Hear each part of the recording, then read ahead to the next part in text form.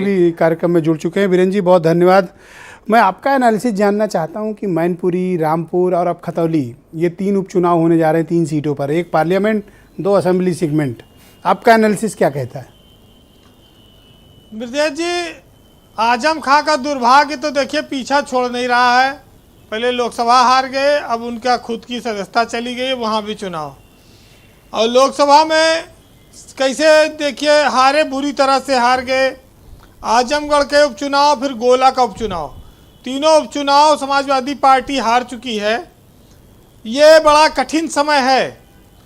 लेकिन आगे जो 3 उपचुनाव आ गए, इसमें मुलायम सिंह यादव की सीट है, चूँकि समाजवादी पार्टी के अपने घर पर अब खतरा आ चुका है।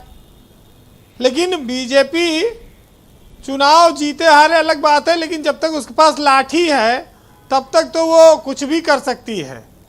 और बहुत सारे चुनाव पुलिस की लाठी के दम पर भी जीते जा रहे हैं, ऐसा नहीं है।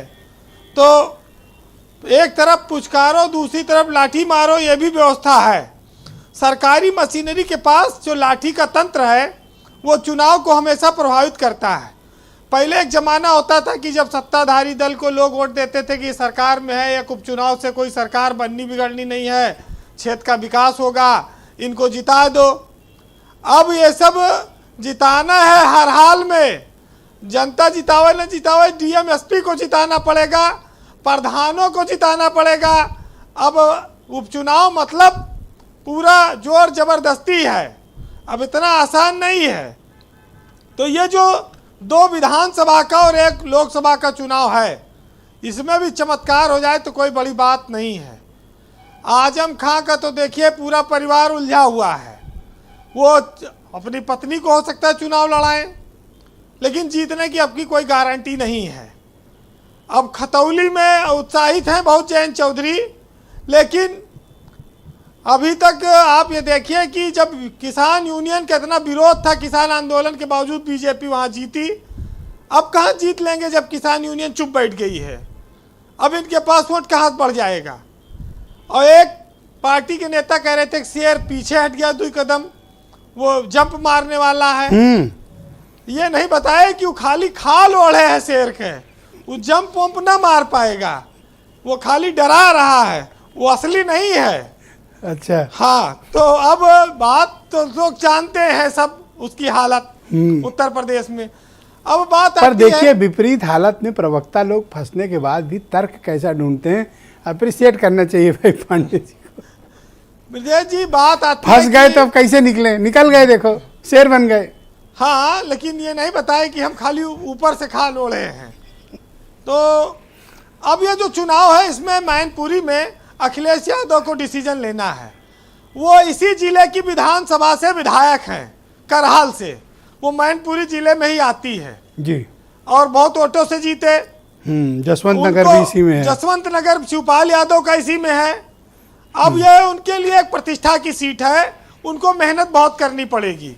और बीजेपी भी ये जानती है, उत्तर प्रदेश में भी अब देखिए चुनाव सीधे भाजपा और सपा के बीच हो गया है। तो अखिलेश और बीजेपी में ही टक्कर होगी जो होगी। उस टक्कर में कौन कितना वोट खींचेगा ये अलग बात है। लेकिन बात आ जाएगी कि अपर्णा यादव दिल्ली में अमित शाह से मिली हैं, शिवपाल यादव अलग बयान दे रहे हैं, वो लड़ना चाहते हैं या नहीं लड़ेंगे, बीजेपी किसी को लड़ाती इनके परिवार में। ये सब चीज़ें जब साफ होंगी, तस्वीर मैनपुरी की बड़ी तस्वीर कठिन और रोचक होगी। समाजवादी पार्टी के सामने समस्या ये है कि भाई अखिलेश यादव पर लोग आरोप लगाते हो प्रचार नहीं करने जाते, अब कि उनको प्रचार करने जाना पड़ेगा। वहीं से वो विधायक भी हैं, उनको घर के आदमी किसी को लड़ाना भी है। तो तेज प्रताप उनकी पहली चॉइस हैं।